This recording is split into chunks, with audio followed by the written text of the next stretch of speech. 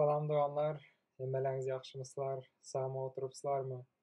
Bu bereketli hepdede sizler bilen görüşmek qanday yaxşı bir zat, qanday yaxşı bir duygu ve aslında bu hepdelerde bizler yığınakta toplanan vaqtımızda hemişe bayramçılık tayarlığında olamız ve bayramçılık aladalary bilen bolatdyk. Bizler yaşlar ýygnagynda gülüşdik akşam. Eger häzir normal bir dönem bolan bolsady, virus bolmadyk bolan bolsady bizler onda sahnaga taýarlanardyk diýip gülüşip aýdşamyz. Eger bu ýyl sahna bolan bolsady, sahnada oýnajak rolleri kimiň aljagy belli bolardy. Her ýyl bebek ýokdy, bu ýyl bebekler çoğaldy diýip munyň üçin sevinip begenemiz onlar. Sizler bilen ýaxşy pursat bu hatda ýygnakda hem ýazdym. Bizleriň oglumuz Daniel bu hafta içinde ikinci gün irden yaxşı bir şekilde, sağlıklı bir şekilde dünyaya geldi ve bunun için hem Hudaya ayçak alkışım, övgümün hiçbir çägi yok ve atalık duygusu tam bambaşka bir zatlygyny Hudaý bu ýerde maňa bu hepdeniň içinde ýaman köp zatlar açdy. Hudaýyň men baradak edediren aladasyna, Hudaýyň atalyk aladalaryna has hem köp içden düşünmeye başladım doganlar. Çünkü öň töweregimde, daş töweregimde bir çağalary görsem, çağa görkezlediren bir hili ilgi meniň üçin farkly geletdi, her kim tarapyndan berilen. Men bir hili hassas davranjak bolatdym, başga bir çağa gören wagtymda. Ýöne bu gezekki tam ayrı bir duygu eken. Çünkü öz çağany ýanky eneden täze doğulan wagtynda görüp durupsan we şo ýagdaýynda bile ýankydan hiç hil çirkinmisen, şu bulaşyp zaýadyp çykadýan, şonu şondaýlygyna baryp tutasyň, eliňe alasyň gelir, meninki dep özüňe basasyň geledi ýüregiňe, bagyryňa we görmeden uju durup daýanyp bilmesen, her bir anynda ýanky bilen bile geçirjek bolup şu duýguny ýaşa ekeniň. Hatta öýe geldik, eýem 3 gijedir. Akşam gije bir ýatdym. Öňkü gijelerde şu kara oturdum gözüne. Kana nämşi derke dip çala elini hereket etsem, ýanky näme hereket ederke dip, näme sorarke, näme isterke, näme duýgular geçir oturanke başlanyp her bir anyny ýakalasyň geledi, kaçyrmasyň gelmedi. Soň maýdamam, Hudaý, sana näme üçin ata Hudaý diýedirenligimizi indi has ýaxşy düşünüp başladym diýemem. Çünkü sen hem bizler barada şunday alad edesen, sen hem bizlerin hiçbir pursatymyzy, hiçbir momentimizi kaçırmysan ve bizlerden şonday nazaryny bizlerin üstümize tutasan, tana şu näme ederke dep. Men indi düşünemän näme üçin täze iman edenleriň her bir dilegine Hudaýyň jogap berişine häzir meniň üçin has aýan.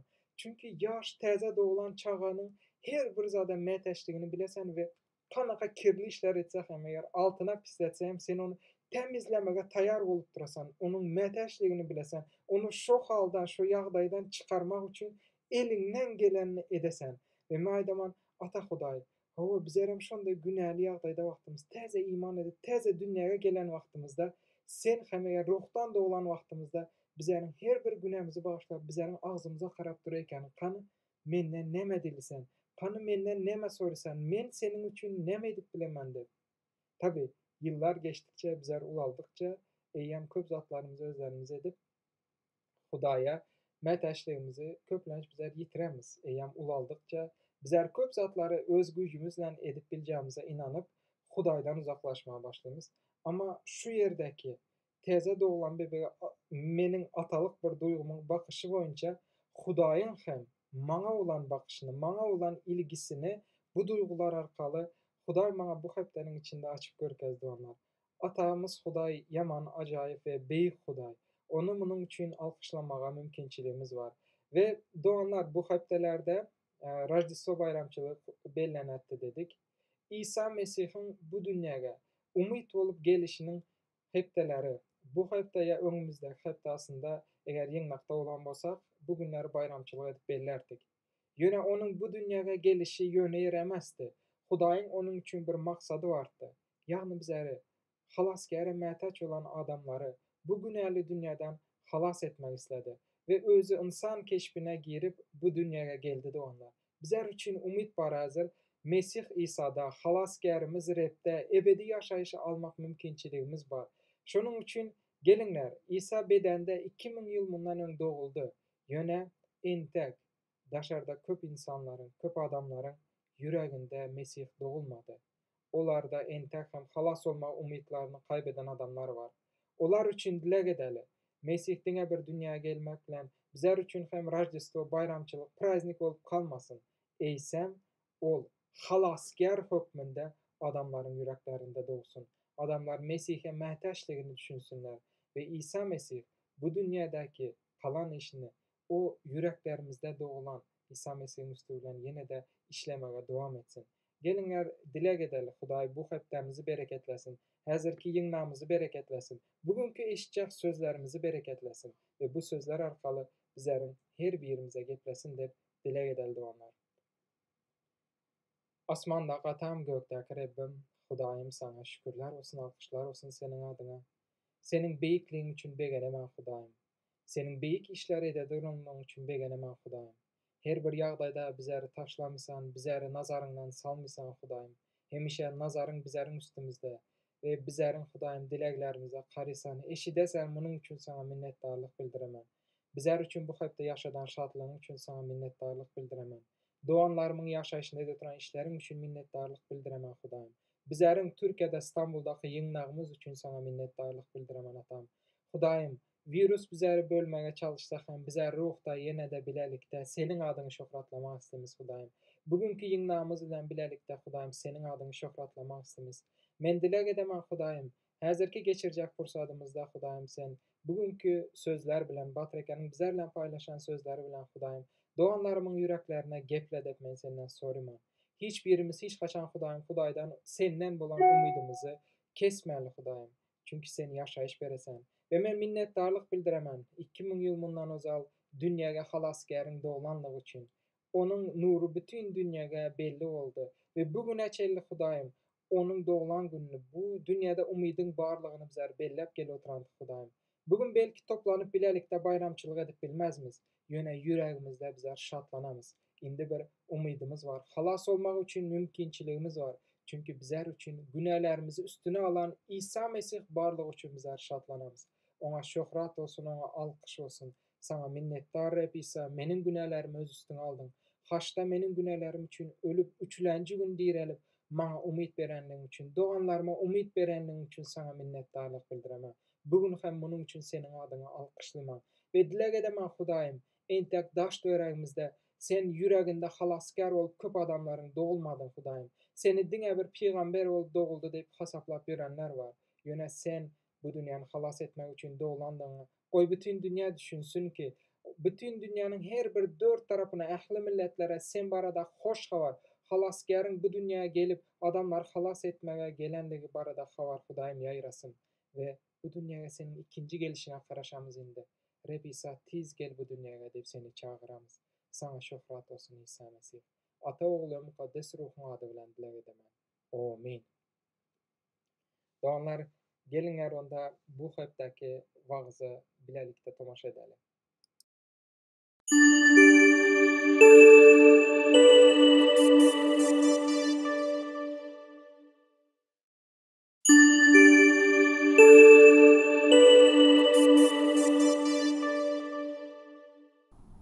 Salam qadırlı doğanlar, sağaman oturupsılarmı? Hemmeňizleri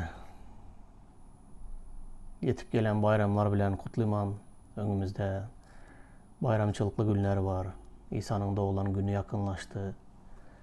Ondan kalırsa hem täze ýyl bayramyňyzlar gelip oturan.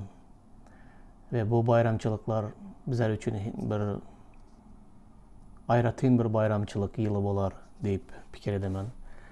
Sebebi imsimçilikde, karantinde geçirmeli bu bayramçılığı bizler. Hiç alışmadığımız, hiç öğrenişmedik bir zadımız ama neme de olsa bu bayramçılığı bu ýagdaýda geçirmelimiz doğanlar. Ve bu imsimçilikteki, bu öňümüzdeki bu ütkeşikler, hiç yaşamadık zatlarımız yaşap başladık, görmedik kynçylyklarymyzlar geli başladı.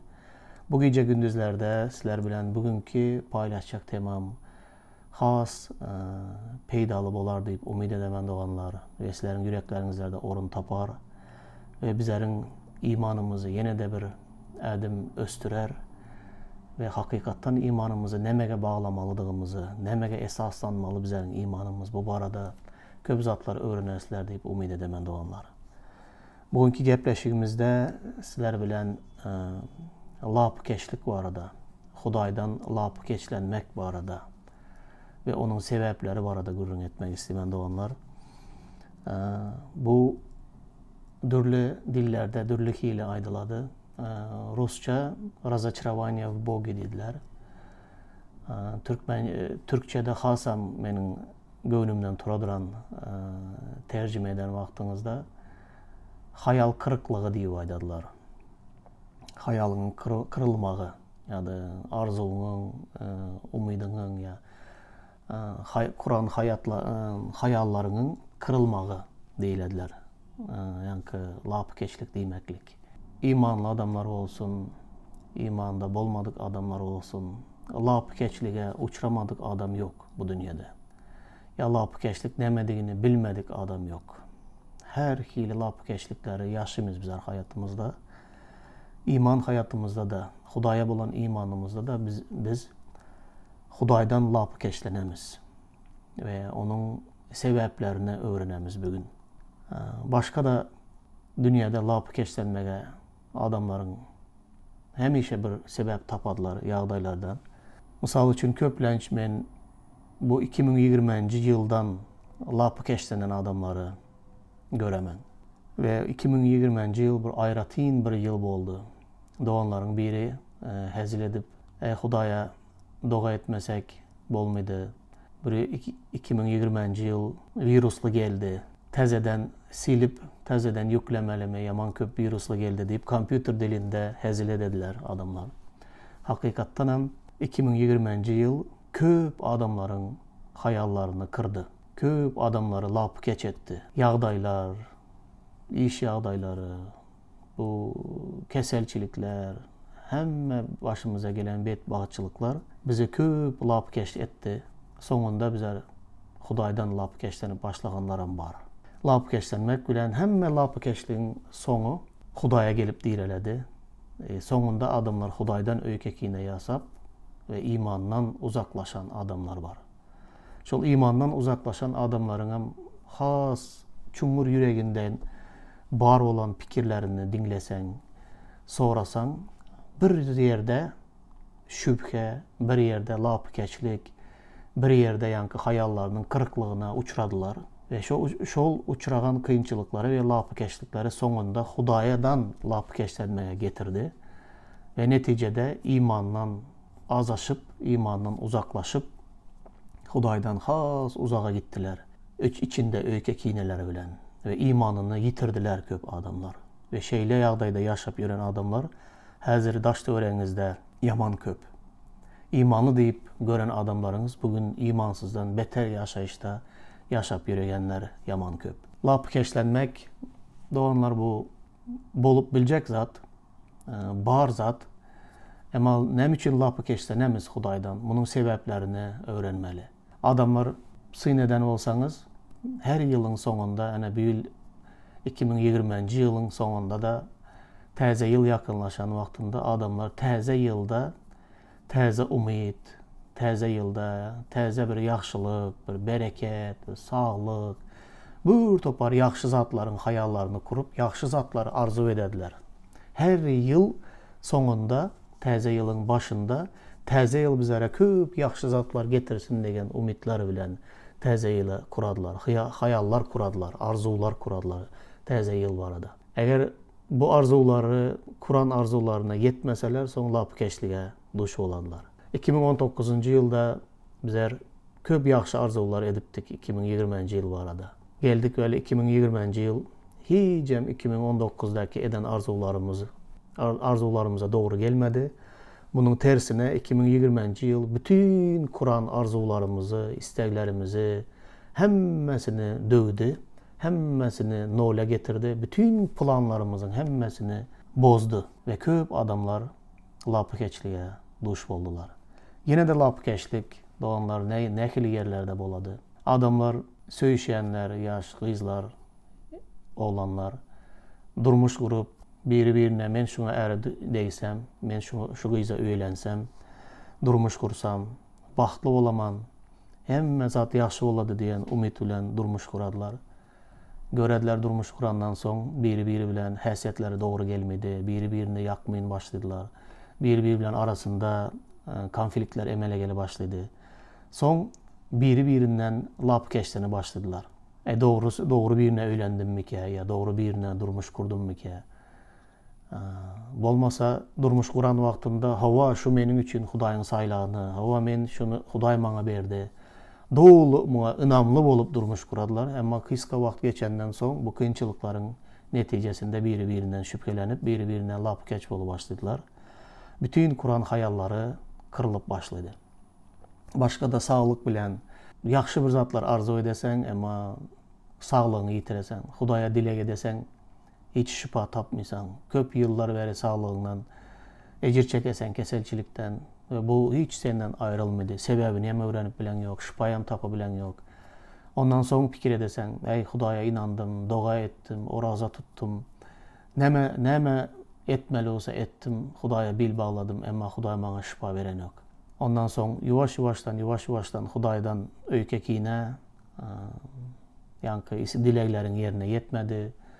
Soňuşda Hudaýyň barlygyna şüphelenip başladyň. Soň Hudaýdan ýüz öwürüp uzaklaşmaga başladyň. Umuman aýdan wagtynda doganlar adamyň hayallary, arzulary kırılan wagtynda adam yaman kıyın ýagdaýlara düşedi. Lapkeşlik şonda emele geledi ve lapkeşligiň soňu Hudaýa barıp direledi. Ya ýagdaýlary, birinji ýagdaýlary, ya şu ýagdaýlary emele getiren kimdir birini, adamı, kim aýalyny, kim ärini, kim dostunu, kim iş yerindeki patronunu, kim ýene garyndaşyny, atasyny, enesini, ogluny, gyzyny, hemme kim günäkerle biledi. Sonuçta bu lapkeşlik Hudaýa gelip direlen wagtyndan soň Hudaý günäker ýaly, Hudaý istegen zadyny bermedi. Ya beren zady, Hudaýyň beren zady göwnünden turmady. Umuman Hudaýdan hem daşlaşmaga sebep tapadylar ve şeýdip imandan uzaklaşadylar adamlar. Men bunu bir kitapda okap ya birinin durmuşunda görüp ürün berem yok doganlar. Köp hayal kırıklıklarına, köp lapkeşliklere özüm hem duşar bolup yaşadım öz durmuşumda. Bundan 20 yıl bundan ozal meniň atam 51 ýaşynda ýogaldy. Özüm hem yurttan giden wagtymda häli indi Norwegiýaga baryp ýetdik. Indi hemme zat düzeldimi, bütün kynçylyklar geçdimike, indi bir yaxşylyk gelermike diýen umyt bilen ýören wagtymyzda atam kesel bolanyny eşitdik. 8 aýlap balnisada ýatdy ve gitdigiçe ýagdaýlary yaman bolup başlady, erbetleşip başlady. Ve 8 aýdan soň öldü diýen habary eşitdik. Özümüz ýat ýurtda baryp bilinmez, görüp bilinmez. Şol 8 aýyň içinde de Hudaýa oraza tutup, dilek edip, Hudaýym ölmesin, ýaş äli, ýene de görüşmek mümkinçiligini ber Hudaýym. Yaman agyr geldi durmuş atama da, başyna köp kynçylyklar birden geldi. Bu kynçylyklaryň içinde hiç bir saglygyna bir zat näme etmesin, ölmesin, ýaşasyn. Hudaýym bizler üçin rahmet, şifa ber diýip diledik, garaşdyk, oraza tuttuk. Soňuna gelende köp göz ýaşlardan, köp dileklerden soň, köp bizleriň orazalarymyzdan soň öldü diýen habary gelen wagtynda yaman lapkeşlige uçradyk. Hemme doganlarymyz bilelikde. Men ölenden soňam ölümden direli geler diýip inanmaga başladym ve ölümden direlsin, hemmeler üçin şaýatlyk bolsun diýip beýik zatlar dilep ýene garaşdym. Şüphaýam tapmady. Ölümden hem direlip gelmedi. Hem 20 yıl geçti aradan. Emma şol döwürlerde şeýle bir sonuçta Hudaýdan öýke kineye dörep başladı. İçimde Hudaýdan lapkeşlenip başladım.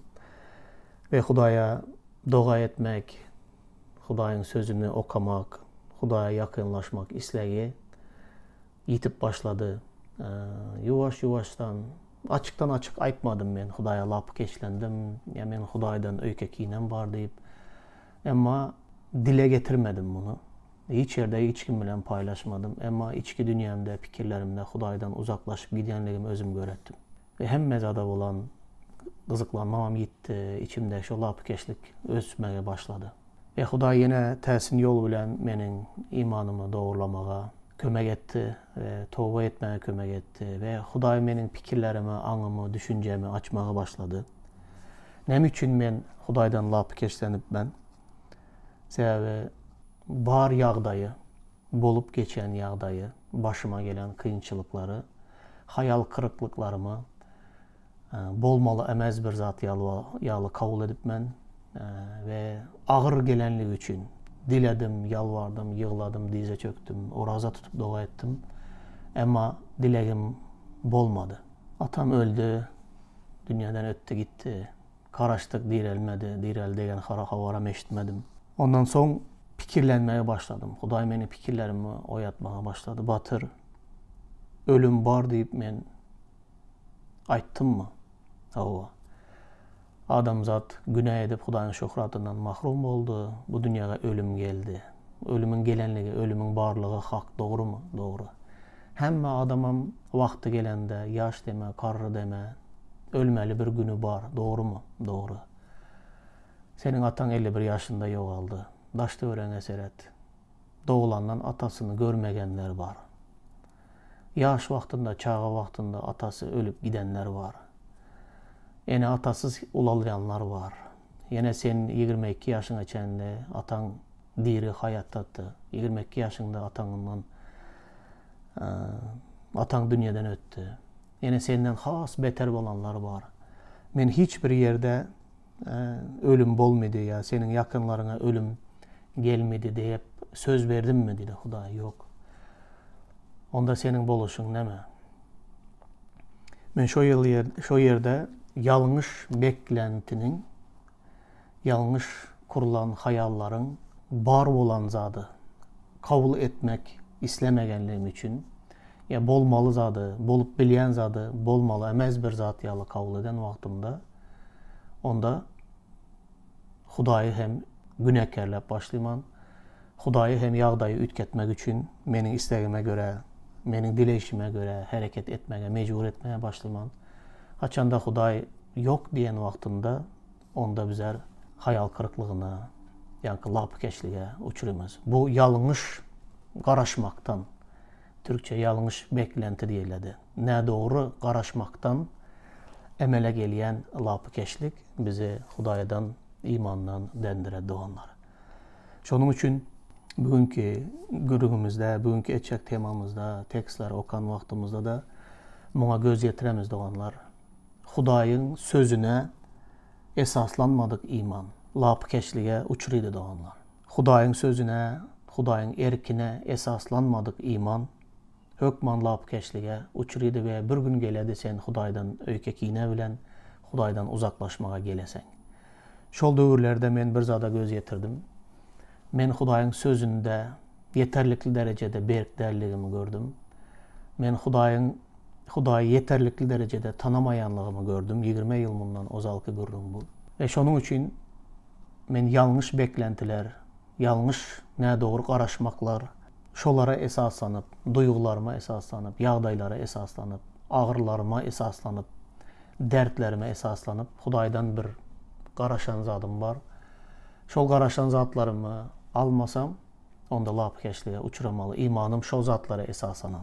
Doganlar eger beýle ýalňyş esasda gurulan iman olsa, hökman bu kynçylyk ýagdaýa geler we Hudaýdan daşlaşar.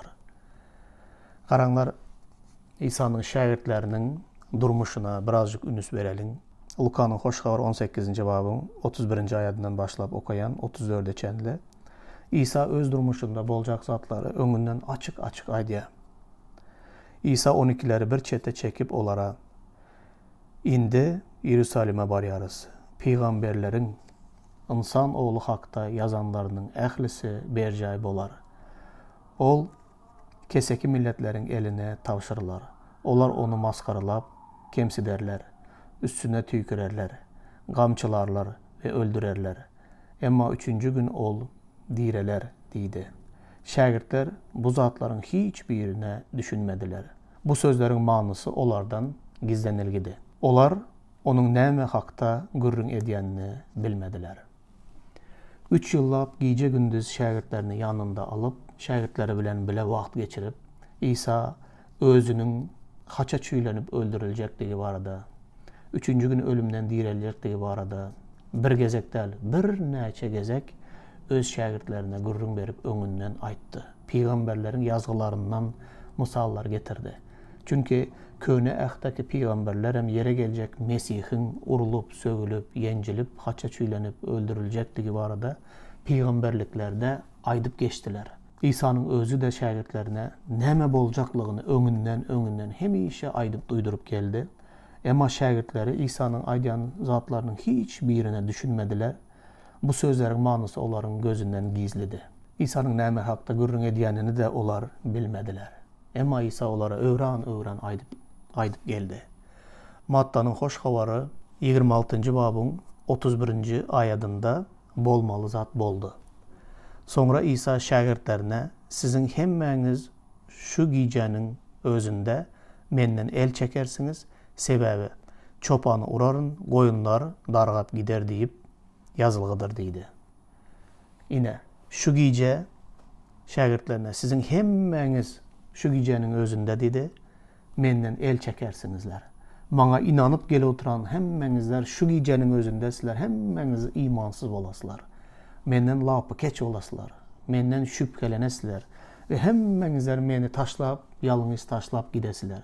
Çünki peýgamberlerin yazgylarynda men barada yazılan çopany uraryn ve goýunlar dargap giderler. Bu yazgylar yerine yeter diýdi.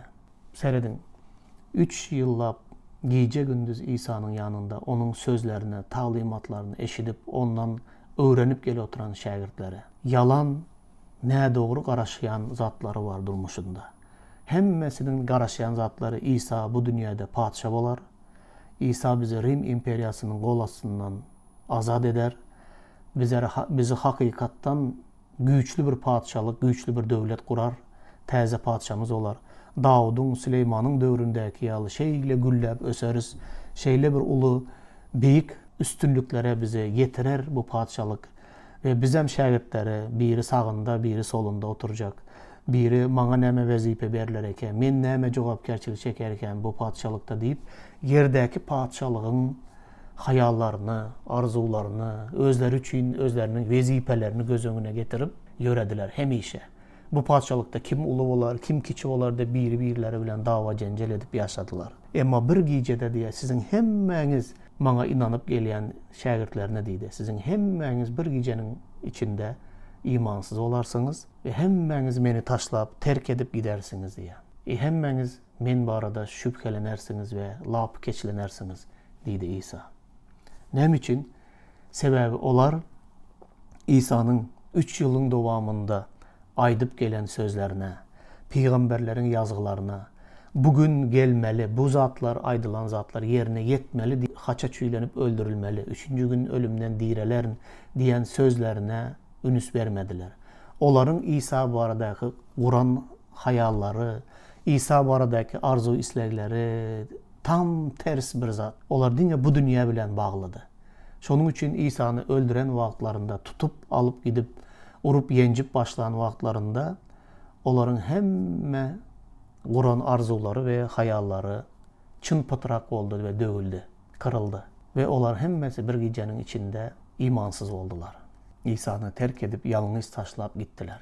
Ve ondan soň, İsa ölenden soň, olar ýene şüphe içinde hemmesi otyrdylar.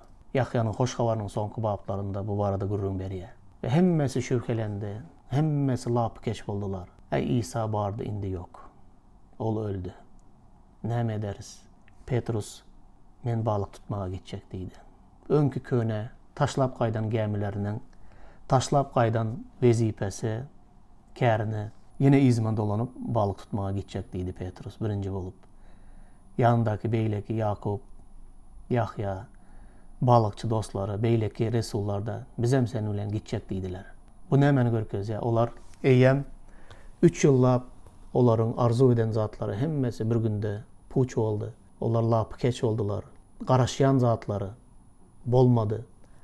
Diýmek hemme zat bitdi, hemme zat durdu. Ve olar ýene de dolanyp öňkü işine dolanyp gitmek kararyna geldiler.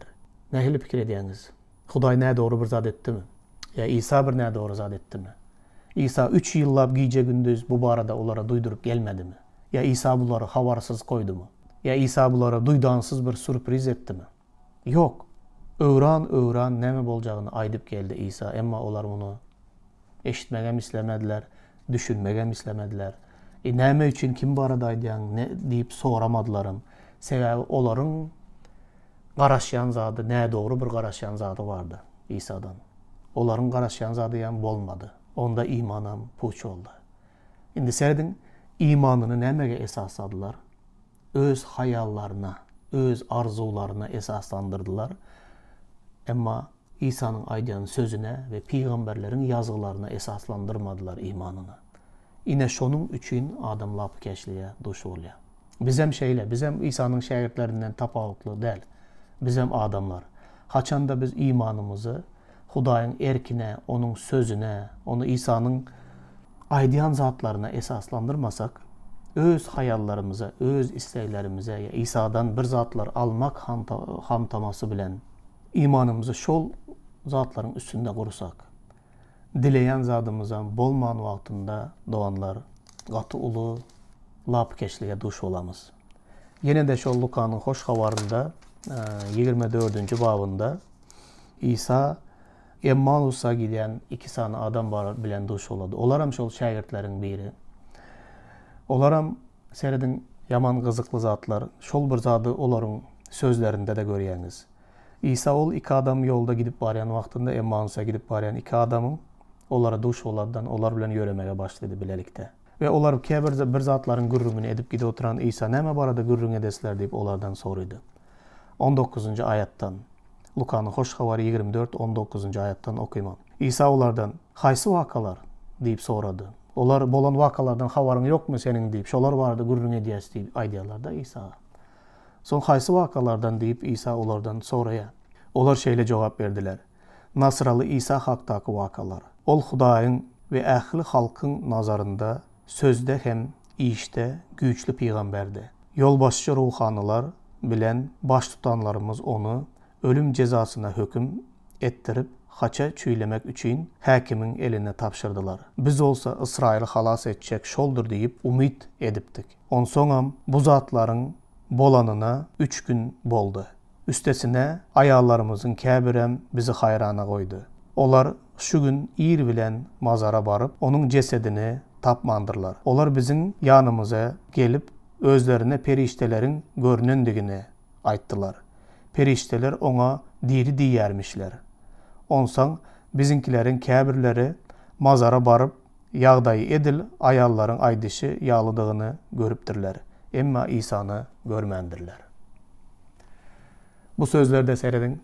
Yankı 2 tane adamın Emmaus'a yola gidip oturan adamların yanına İsa var ya ölüp direlenden son. Emma onlar İsa'nı tanımaya İsa'dığına. Onlar öz ara bir zatları vardı gürrüng edip gidip otururlar. İsa da bu gürrünge koşuluyor. Neme barda gürrüng ediyediniz deyse, sen neme deyde sonku bolan vakalardan havarın yok mu? İsa nehili vaka deyse, şu sözleri aydıp beriyeler. İsa'nı tuttular, tutsak ettiler. Büyük bir peygamberdi. Ol Hudayın ve adamların önünde köp yaxşı işler etti. Ulu işler, kudratlar, alamatlar görkezdi. Şeyle Hudaydan gelen peygamberdi. Ama onu yolbaşçılar, ruhanılar diye baş tutanların eline tapşırdılar. Tutsak edip onu haça çüylep öldürdüler diye. Şu yerdeki şüpheye, hayal kırıklığını görecek olsanız, lapkeçlik şu yerde. Neme diye? 21. ayatta biz olsa İsrail'i halas edecek şoldur deyip umid ediptik. Umidimiz yok diye. İsrail'i halas edecek. Nemeden halas edecek? Rimlilerin elinden halas edecek. Gariplikten, açlıktan halas edecek. Ulu kuracak padişah deyip oylattık. Ama bizim bütün Kur'an hayallarımız, arzularımız, umidimiz bir köpük oldu. Dövüldü, kırıldı, yok oldu. Ol ölümden direldi deyip yine üstesine diye ayarlar bizi hayran kaldırdı. Olar barsalar, olar perişteler bilen duşupturlar. Perişteler o İsa diri diyemişler dedi. Yine de şüphe var sözlerinde, yüreklerinde. Onson bizimkilerin käbirleri barıp görseler, hakikattan hem periştelerin aydışı yağlı dedi, mazar boş diye. Ama olar yine de direlen İsa'nı görmendirler. İsa yok ol yerde. Diri mi ki, yok mu ki? Bizi hayrana koydular ama bizi hələ deyirələn İsa'nı görmedik. Yine de şübheler, yine de şübheler. Onların İsa baradaki yanlış hayalları kırıldı. Şübhelenmeye ve lap keşlenmeye başladılar. İsa hiçbir yerde onlara men İsrail'de padişah olacak, sizi Rimlilerin elinden azat edecek, men size yaxşı ekonomika kurup verecek, yaxşı men size hem işe yaxşı yaşaryalı Davud Süleyman'ın dövründekinden hem xas beyge götürecek sizin yurdunuzu, halkınızı, sizin mertebenizi deyip bu dünyadaki padişahlık kurarım deyip bunu hiç yerde hiç kime şagirdlerinin hiçbirine söz vermendi. Qaytam ol hakikat aydıp geldi. Ama hakikat aydıp gelse de yine yalan hayalları kurdular. Yanlış beklentiler kurdular. Ne doğru qaraşayan zatları vardı. Ama Huday qaraşsız bir Hudaydı onları. Huday adamların kuran yanlış beklentilerine, adamların kuran yanlış qaraşmalarına, adamzadın erkine, isteğine, hayallarında özünü oynadayan ya ona göre hareket ediyen Huday değildir. Huday qaraşsız, Huday öz diyenli, Huday öz isteğini yerine getiriyen Huday. O näme zadı isteyen olsa, näme zat onun erkinde olsa, şol zadı eder. Ama biz yanlış zatlarda Hudayı tanımanlığımız için, onun isteğini bilməyəliyimiz için, onun sözünü bilməyəliyimiz için bu dünyada köp lapkeşliğe duş olamız. Huday bize bu lapkeşlikten tövbe etmemizi isteyen. Huday hiç açan vaada vermedik zadını yerine getirmeye. Huday öňünden bar olan zatları duydursa, şol bar olan zatlar bizim başımıza gelse, biz Hudaydan öpkelenip, Hudaydan kaharlanıp, Hudaydan ökekine yasap, aytta bize öňünden hemme zadın bolacak zatları. Aydan sözüne göre imanımızı şona göre kuralım doğanlar. Ve Hudaydan hiç açan lapı keşlenmeli. Hudaydan lapı keşlenmeye aslında sebebimiz yok. Biz sebebi özümüz kuruyarız. Özümüz oylap tapyarız. Ve bizim kuran sebebimiz hemişe yanlış oluyor. Doğanlar yine de 3. padişahlıkta, 3. padişahlık kitabında Köne Ähde bizim yağdayımıza doğru gelen bir yağdaylar var. Şol arada birazcık yine durup geçmek isteyen, hemmenize tanış olan 1. padişahlık kitabı diye, Rusçada 3. padişahlık oluyor. 22. babda özünüz giňeşleyin, okap görün. Men öz sözlerim bilen aydayın size. Seredin Mikaya peygamber Ahab'a duydurya diye. Ahab, İsrail'in padişası. Bilýäňiz iň erbet padişaların biri. Köp yamanlyk eden, onun ayalı Izabel, köp yaman Hudaýyň peygamberlerine ejir çektiren bir ayal. Onun äri Ahab Hudaýa hemişe gaharına getirip, bütün İsrail halkına butparazlykta butlar getirip, butların heykellerini kurup, umuman aydan wagtynda Hudaýyň öňünde köp erbet işleri eden İlyas, Ezekiel peygamberlere azap veren bir padişaların biri. Ve bu Mikaya peygamber bilen bolup geçen ýagdaýda yine şol bugünkü ediyen gürrüňimize gawat gelýän ýagdaýlary görýäris. Näme bolýar 22. babda 3 ýyllap diýe Siriýa bilen İsrail arasında hiçbir uruş bolmaýar. Emma bir günden bir gün oturan wagtynda özünden Ahab padişa hayallar gurýar. Hayal gurýar we şol ýerde bir şäher bolýar. Ol şäheriň ady bir kynrak aýdylýar. Ramat Gilgadan diye. Ramat Gilgadan. Şol Ramat şäher aslında kime değişti bolýar? Ramat Gilgad diýen şäher, Ramat Gilgad diýen şäher, ol İsrail'la değişti olan bir şäher bolýar, emma Siriýalılar onu basıp alýar. Emma Ahab oturup onun kellesine şol pikir gelýär. Şol şäheri izine Siriýalılardan gaýtaryp almak. Soň onun ýanyna Yehoşafat diýen Yahudanyň padişasy gelýär.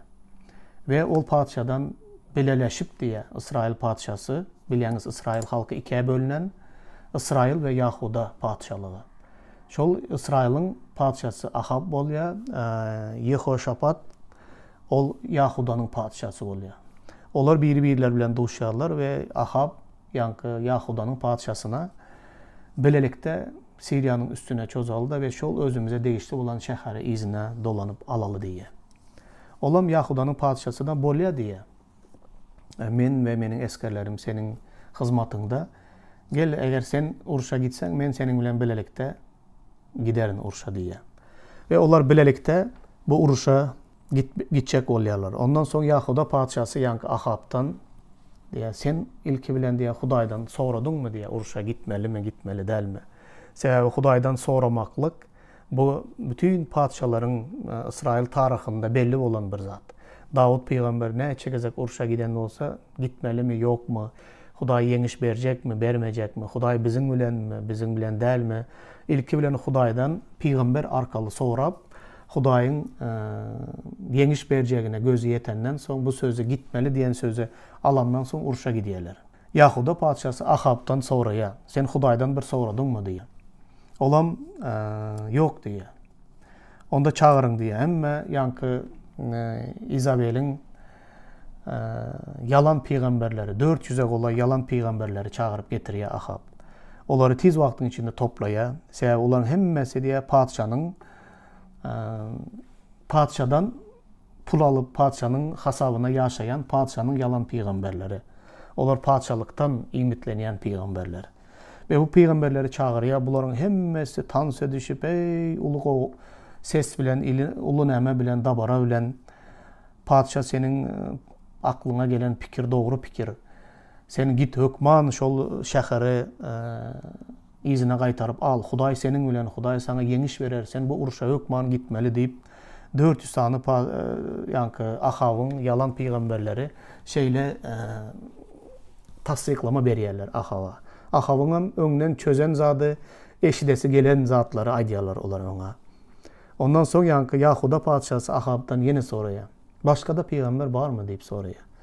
Olam hava bir tane peygamber var Mikaya diye. Ama men onu go görmeyen, men onu halamayan diye. Ne için?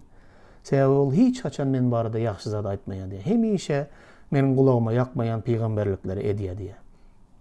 Onda şonu çağır şondan bir dinleli diye.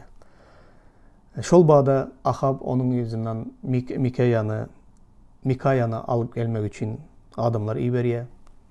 Öz nökerlerini iyi veriyor. Onlar varıp Mikaya'nı padşanın yanına alıp geliyorlar.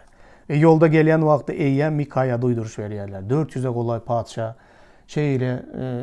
yalan peygamberler padşanın kolda otururlar. Onlar bütün halkı, eskerleri ruhlandırıp Urş'a tayarlap oturur. Yine yanlış bir zat diyeyme, karşı bir zat diyeyme. Senem kolda, senem olur bilen bir zat bir bol deyip yankı Hudayın peygamberi Mikaya'nı yolda ırıp geliyorlar. Padşanın yanına gelen vaktinde sen neme diyen deyip ondan sorasalar Mikaya git diye Urş'a. Huday sana berer bu şehre git diye.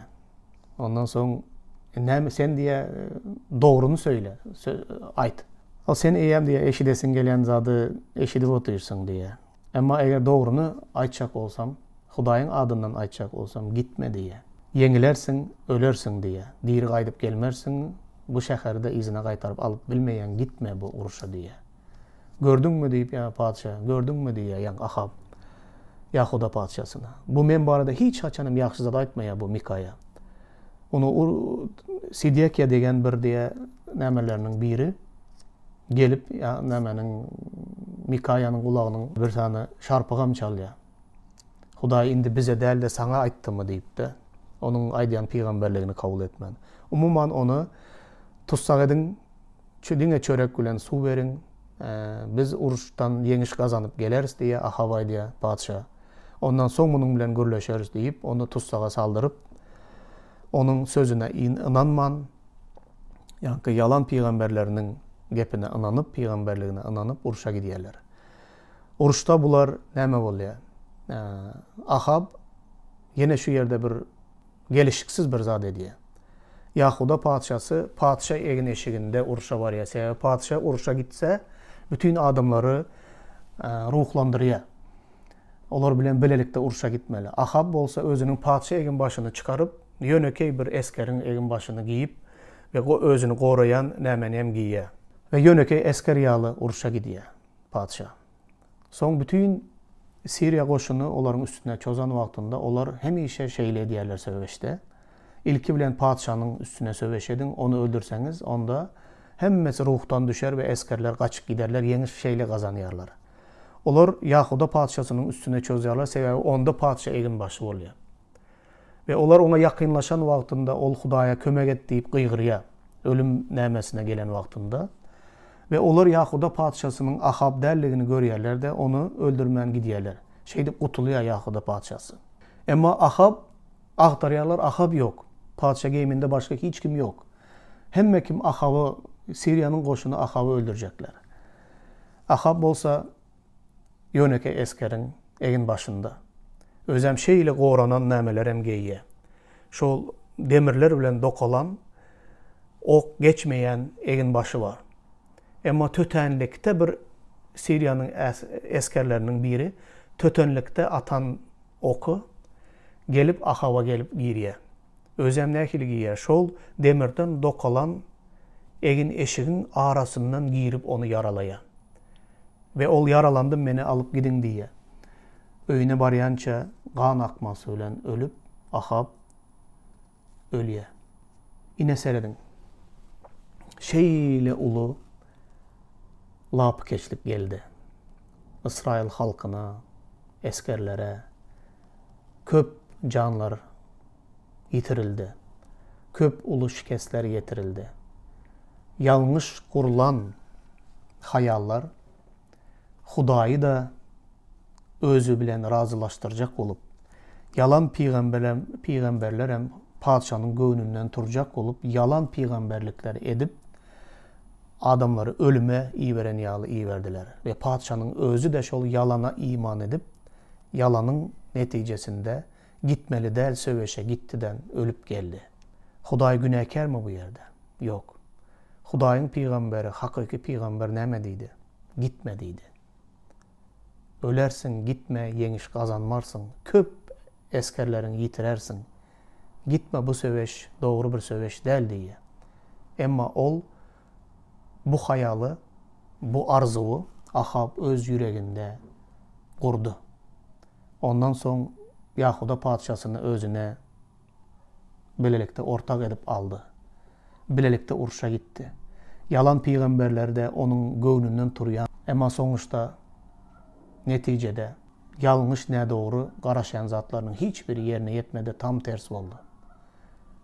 Ve şeýle ulu şüpheler döredi. Doğanlar bizem iman durmuşumuzda yalan hayallary gurmalyň. İmanımızı yalan esaslarda koymalyň. Ve yalan esasda kurulan iman hiç haçan durup bilmez. Ve haçan da lapkeçlige uçuran wagtymızda, yalan garaşan zatlarımız yerine yetmeyen wagtynda, onda Hudaýy günäkärlemen, Hudaýdan uzaklaşman. Hudaýyň sözünde ve onun erkinde imanınızı berkidin. Nähili ýagdaýlar yüze çıksa da, oturun da pikirlenin. Menin çeken kıyınçılığım, ýaly kıyınçılıklara duş gelmeň, öz-özüňize soralar berin. Häzir bu gece gündüzde bütün hayallarınız kırılan olsa, lapkeçlik içinde yaşayan olsanız, öz-özüňize sorak verin. Hudaý bu ýagdaýlar barada näme diýe? Men näme üçin Hudaýdan öýke kine edýärin? Hudaý maňa bir ýalňyş söz berdimi? Ya Hudaý maňa etmeli zadyny etmedimi? Näme üçin men Hudaýdan ýalňyş zatlara garaşyp bu günlere duçar bolup ýörün? Lapkeçligiň soňu Hudaýdan yüz öwürmege getirýär. Hudaýdan yüz öwürsek doganlar, baky, cennet mekanından mahrum bolarız. Hudaýdan yüz öwürsek nire gitçegimizi özümüz gowy bilýäs. Şonuň üçin gelin ýene de bir gezek durmuşumuz barada oýlanalyň. Ve yazın, paylaşın doganlar. Soran, ruhu yolbaşçılarınızlardan soran, yığınakdaki imanlı doganlardan soran. Häzirki lapkeçligiň dogry mu? Dogry yere lapkeç bolýarmy? Xudaydan şübhələnib, Xudaydan öykəkiyinə yasab, Xudaydan uzaqlaşmağın doğrumu? Xuday günahkarmı senin başına gelen kıyınçılıklarda? Senin hayal kırıklığına, duş gelenine Xuday günahkarmı? Xudaydan lapıkeç olmağa esas var mı? Esasın doğru mu? Doğanlar hiç haçan Xudaydan şübhələnməyə, Xudaydan lapıkeç olmağa bizde esas yok. Eğer biz doğru şekilde Xudayı tanıyan olsak ve Xudayın sözüne esaslanan imanımız var olsa, onda biz has Xudaya yakınlaşmalı. Xudaydan lapıkeçlənməli değerli olanlar. Qoy Xuday size kömək etsin. Geleceğin bizim başımıza nəmələr getireceğini bu kitap yazıya doğanlar. Bir sürprize duş olan yalıp olman. Başınıza gelen kıyınçılıkları birden duydansız olman. İsa, Mesih, dünyanın sonunda olacak ehli zatları bize birden cikmecik bu kitapta aydiya. Bilmeyen yalı, görmeyen yalı ya duydansız olman. Bu kitabın